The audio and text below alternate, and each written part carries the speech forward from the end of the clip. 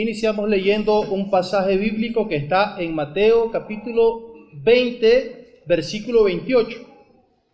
Así como el Hijo del Hombre no vino para que le sirvieran, sino a servir a los demás y a dar su vida en rescate por muchos.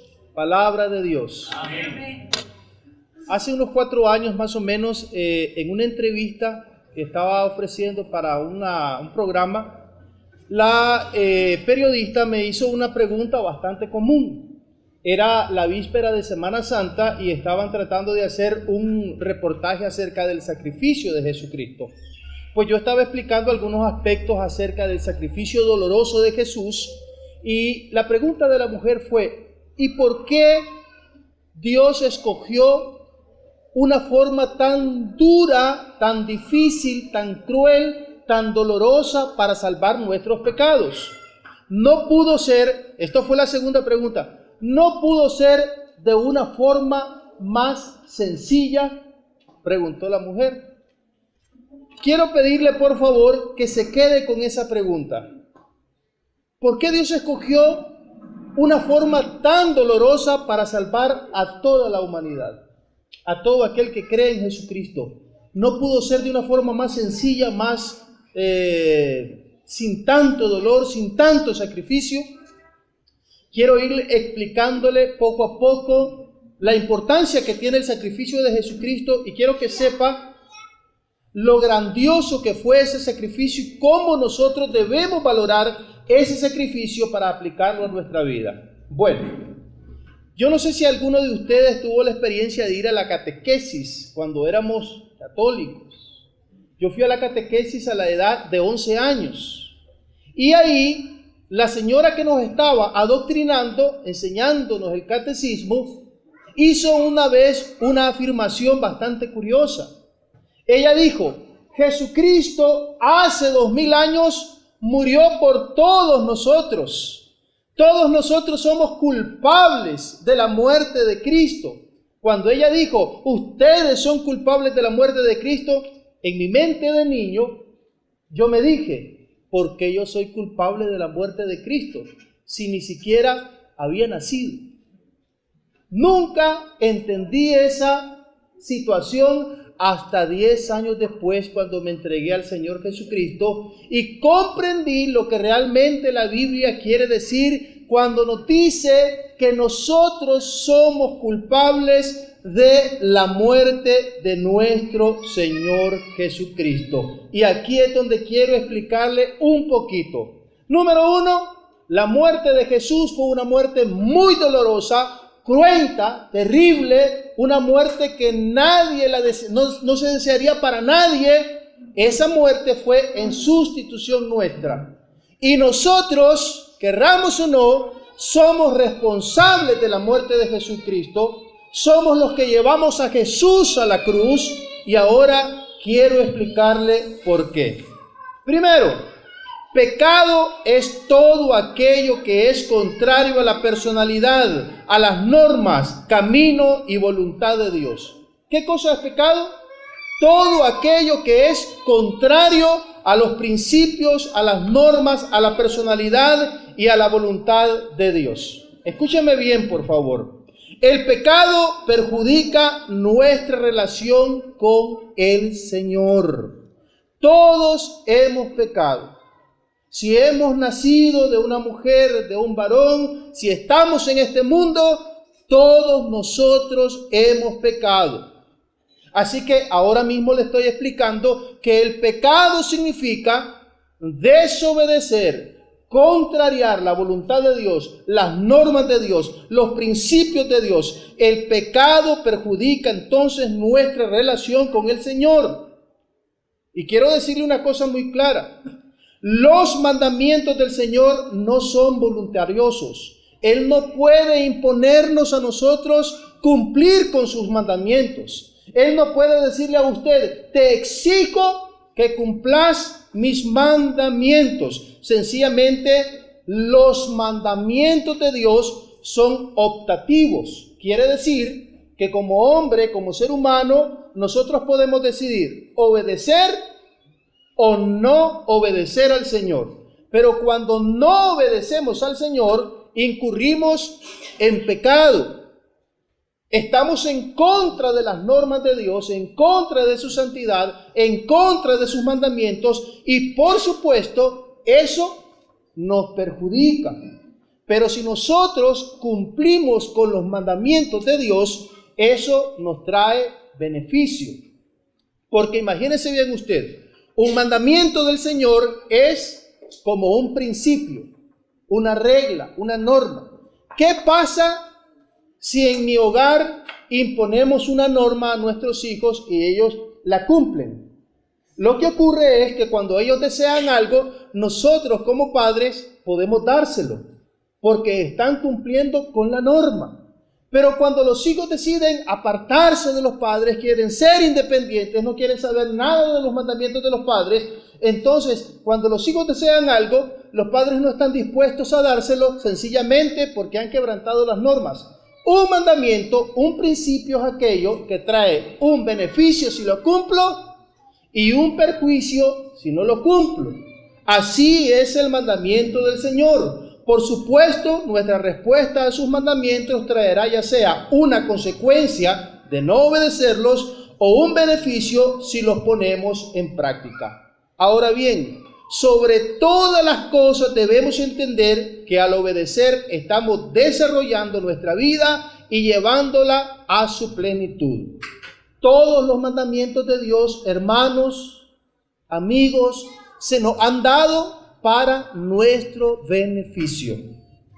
Todo lo que la palabra dice ha sido dado a nosotros para nuestro beneficio. Si cumplimos con las normas de Dios, si cumplimos con sus mandamientos, entonces seremos beneficiados. Honra a tu padre y a tu madre para que te vaya bien y que seas de larga vida. Entonces ahí usted tiene un mandamiento y tiene un beneficio. Cuando usted cumple con ese mandamiento, recibe el beneficio que trae ese mandamiento. La palabra también dice: no se aparte jamás este libro de la ley de tu boca, sino que en él meditarás de día y de noche para hacer todo lo que en él está escrito. Entonces, cuando hagas esto, entonces el adverbio de tiempo, que quiere decir hacemos esto y se produce aquello otro, entonces harás prosperar tu camino y todo te saldrá bien. Ese es el mandamiento del Señor, así son las normas del Señor, las cumplimos, nos beneficiamos. ¿Ok? Cuando no las cumplimos es cuando cometemos pecado y eso nos aleja de Dios. Le voy a poner una cosa como ejemplo muy simple de entender. Con un poco de sentido común lo podemos comprender. Usted enciende la televisión, pone un canal en donde están predicando los predicadores de la prosperidad.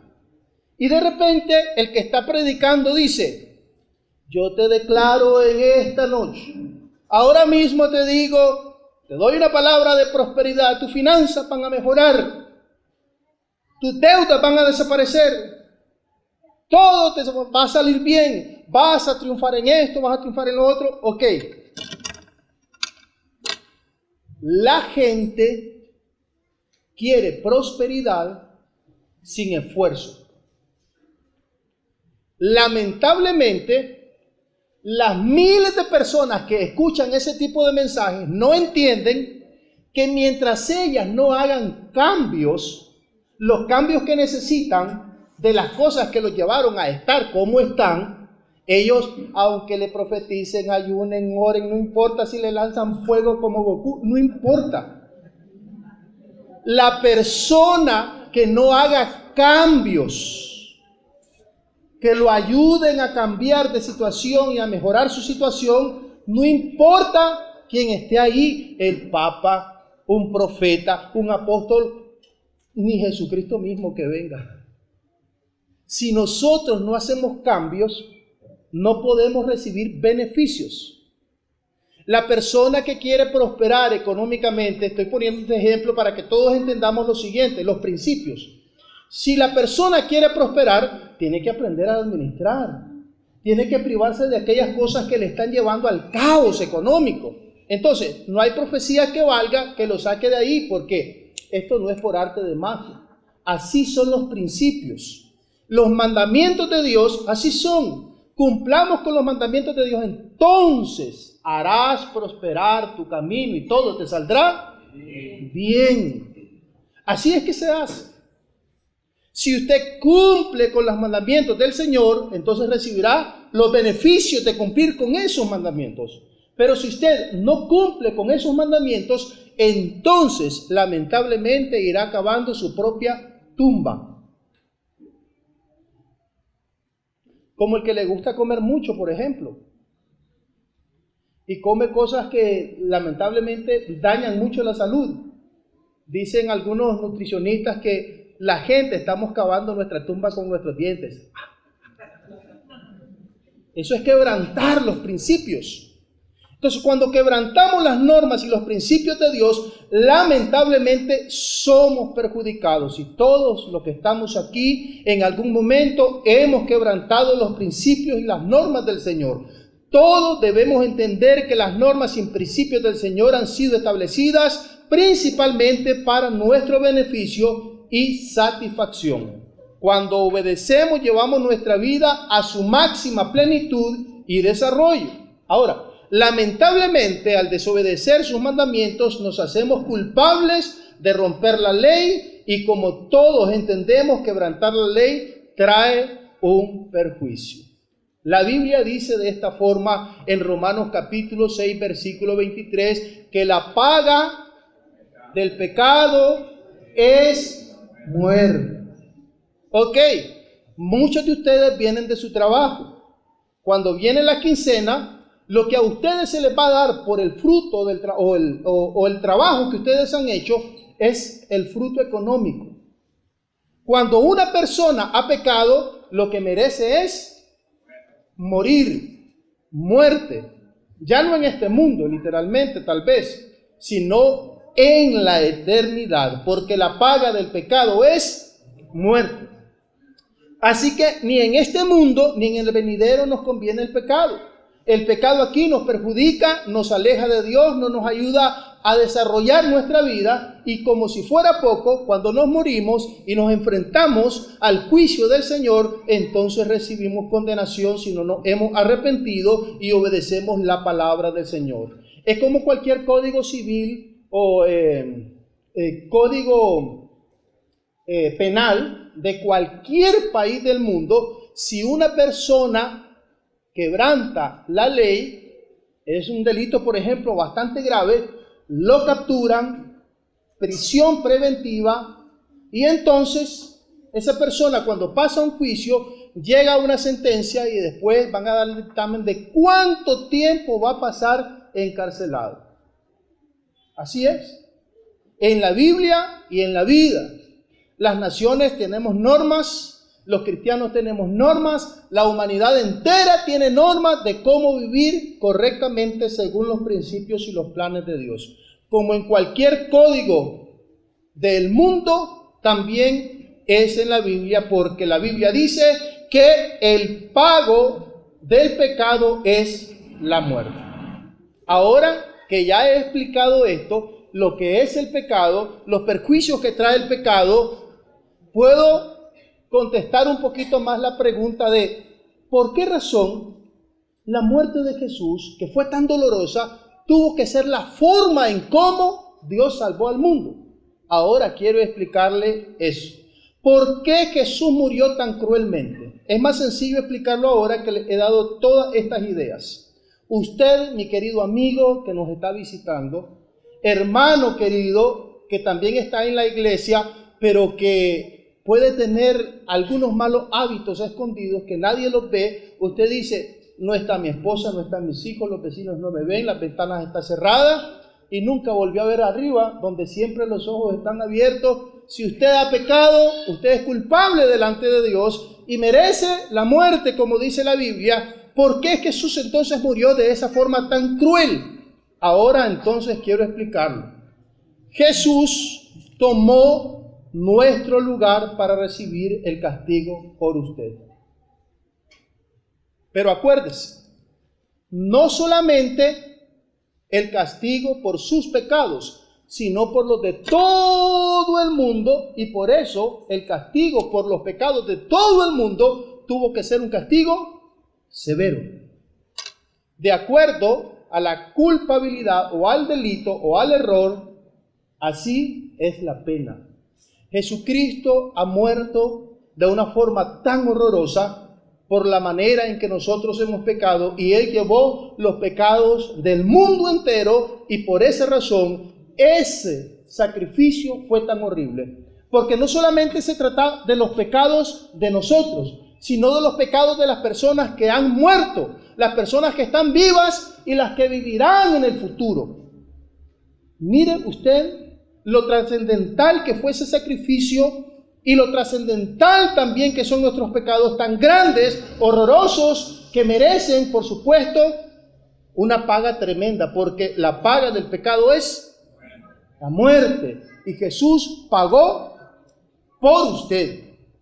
Le pido en el nombre del Señor en esta noche, mi querido hermano, que usted entienda: yo soy culpable o fui culpable, y Cristo tomó mi lugar para pagar por mis pecados. Ahora, ilustrémoslo con un ejemplo de este asunto. Cuando la Biblia dice que llevaron a Jesús ante Pilato, que la tradición mal ha interpretado, lavándose las manos, dicen como Pilato, como quien dice que él era sumamente culpable, que era hipócrita. Déjeme decirle una cosa: en todo el Evangelio, Pilato fue el único que defendió a Jesús. Y dice la Biblia que tratando de liberarlo, saca a un preso político, a un corrupto social, a un tal Barrabás, que significa el hijo del maestro, y lo pone junto a Jesús. Y está delante de todo el pueblo. Está Barrabás y está Jesús. Según el Evangelio de Marcos, Barrabás había cometido un delito de sedición. Marcos capítulo 15, versículo 7. Y dice que Barrabás era un hombre que causaba problemas sociales y que se vio envuelto en una situación en donde mataron a alguien. Por eso Barrabás estaba preso. Barrabás era ladrón. Barrabás era un hombre terrible, un hombre que no le importaba matar, destruir. Era un hombre que provocaba la guerra. Y en aquella película de Mel Gibson, ustedes pueden ver cómo pintan el aspecto de Barrabás. Seguramente no era así, pero ese aspecto tan feo, tuerto, sin dientes, sucio, peludo, con una gran barba, más bien ilustra lo horrible que era aquel hombre en su sentido más profundo. Sus acciones eran terribles, sus acciones eran malvadas. Probablemente Barrabás fue un mal hijo con sus padres. A lo mejor agredió a su madre, insultó a su padre, era un ladrón en el trabajo. Barrabás era un hombre terrible. Y Pilato dice: yo estoy seguro que para liberar a este hombre bueno, Jesús, un maestro, un hombre santo, estoy seguro que si le ofrezco a la gente soltar a Jesús o soltar a Barrabás, el sentido común le va a decir a la gente que es necesario soltar al buen maestro. Porque ¿qué había hecho el maestro? Había alimentado a miles de personas, había curado a muchas personas, había resucitado al hijo de una pobre viuda que lloraba por aquel muchacho que había muerto, había caminado sobre el mar, había demostrado su poder con misericordia, había puesto las cosas en su lugar. Jesús era maravilloso, como lo dice el escritor de Hebreos cuando él exalta la personalidad de Jesús y dice: tal sumo sacerdote nos convenía. Jesús, santo, inocente, sin mancha, apartado de los pecadores y hecho más sublime que los cielos. Jesús era maravilloso. Cristo nunca le hizo ningún daño a nadie. Quisieron tentarlo diciendo, esta mujer es culpable, ha cometido adulterio, la hemos encontrado en esta condición. Y Cristo les demuestra un gran sentido de misericordia y la mujer puede salir libre. Cristo tenía compasión de la gente, les daba de comer, sanaba a los enfermos, resucitaba a los muertos. Jesús nunca hizo ningún daño. Jesucristo era santo, era inocente, jamás mintió como la mayoría de nosotros, jamás insultó a sus padres, era el hombre perfecto, Él era la luz. Y Pilato dice, estoy seguro que si pongo a Barrabás, ese perverso, ese criminal, ese sedicioso, y pongo a Jesús, la gente va a decir, es necesario soltar a Jesús. Pero algo interesante pasó. Aquí está Barrabás y aquí está Jesús, dijo Pilato. ¿Qué dijo el pueblo a una sola voz? Suelten a Barrabás, Barrabás, Barrabás.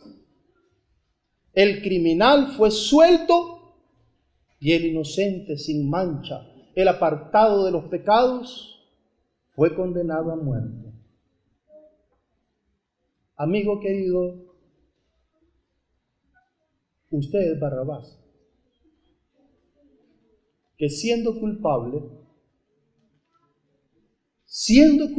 de todos sus pecados, Cristo dice, hijo, yo quiero tomar tu lugar. Y quiero que tú salgas libre. Aquel viernes, en esa cruz, éramos nosotros los que debíamos estar ahí. Pero Jesús tomó tu lugar. Cristo te ha traído salvación. Ya no tome en cuenta tus pecados. No importa lo que hayas hecho. Jesucristo tomó tu lugar para que ahora tú tengas la esperanza de la salvación y la vida eterna. Y yo digo, gloria a Dios. Gracias, Padre, porque me salvaste. ¿Qué era yo antes de venir a Jesús? ¿Qué era usted? Éramos simples pecadores, terribles pecadores, gente sin sentido, sin propósito en este mundo. Y Cristo, sabiendo que nosotros íbamos directo al abismo, directo a la condenación, nos apartó y tomó nuestro lugar. Es difícil que alguien muera por un amigo, y menos que va a morir por una persona que no lo merece. Jesucristo hizo eso. Eso es el pecado, mis amigos. Y esa es la sustitución que Cristo ha hecho por nosotros. Que siendo culpables, ese marido áspero que maltrata tanto a su esposa, que viene a cantar aquí a la iglesia, santo, santo, santo, pero a la casa llega a maltratar a sus hijos, a su esposa, llega a tener un comportamiento odioso, terrible. O la mujer que es insurrecta también, que viene a las clases de mujeres, pero cuando su esposo le pide algo, no está dispuesta, se revela. La misma cosa que pasó al principio. O los hijos, los muchachos que van creciendo y están corriendo tras las pasiones juveniles, que dice la Biblia. Las personas que en la iglesia pueden tener una doble vida. O usted, mi querido amigo, que tal vez ha venido aquí, me invitaron, voy a ir. Pero hay una palabra para usted. Usted es culpable, merece morir y Cristo tomó su lugar. Ahora, quiero contarles una historia. Pero les pido que todos se pongan de pie. Hay una película norteamericana llamada Rescatando al Soldado Ryan. Algunos de ustedes tal vez la miraron. ¿Qué significa esta película? ¿Cuál es el argumento de esa película? El argumento es lo siguiente. La película se ambienta en la Segunda Guerra Mundial en 1944 para la invasión de Normandía. Y resulta de que llega a las oficinas del ejército de los Estados Unidos un comunicado de que hay un muchacho llamado James Francis Ryan, que está en el lugar de combate, pero que todos los hermanos de Ryan ya murieron. De la familia Ryan eran 4 muchachos que andaban en la guerra y 3 de ellos habían muerto. Entonces, el general George Marshall ordena que inmediatamente vayan a traer a ese muchacho y se lo entreguen a su madre vivo. Cuando se va un contingente a traer a Ryan, lo que resulta es que encuentran al muchacho, pero en la búsqueda, casi toda la compañía que va a buscar al soldado muere. Y el último en morir fue John Miller, el que comandaba el pequeño escuadrón que andaba buscando a Ryan.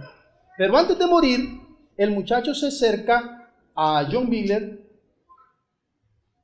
para ayudarlo y Miller le pide que se acerque y le dice: James, hágase digno de esto. ¿De qué? De la muerte de todos sus compañeros. Y le dice: merezcalo. La película traslada a James Ryan a 1998 y él está visitando la tumba de John Miller. Y cuando está James frente a la tumba de Miller, está junto a su esposa y le pregunta a este hombre a su esposa: ¿crees que he sido un buen hombre? ¿Crees que he sido un buen marido? ¿He sido una buena persona? La esposa vuelve a ver la tumba, sabe lo que el hombre está pensando y le dice: sí, lo ha sido. ¿Qué quiero decir con esto? Primero, a todos los hermanos, usted es digno de que Cristo murió por usted.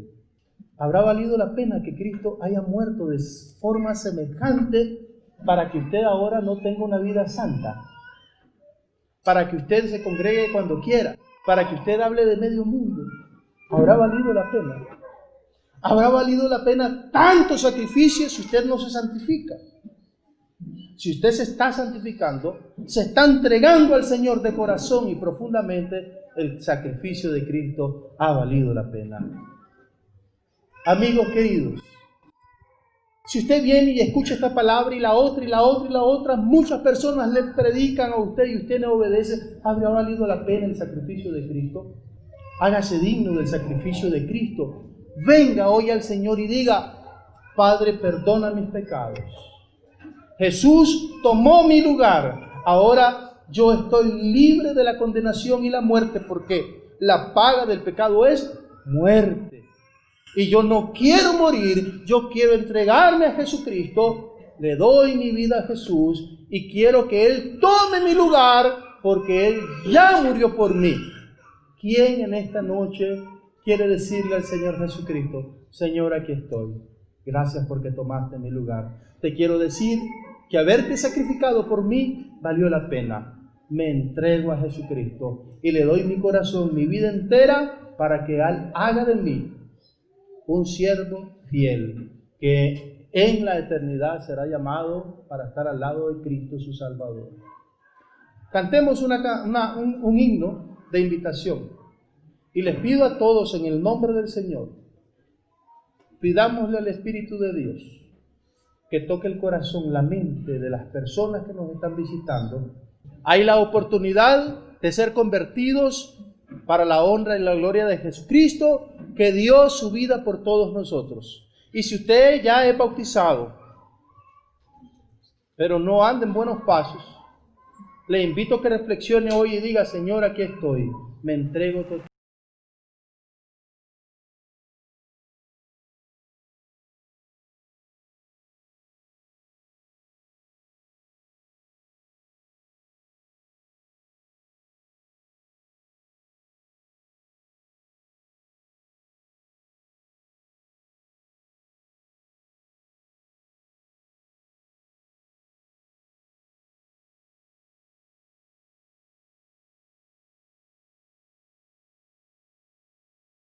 Santo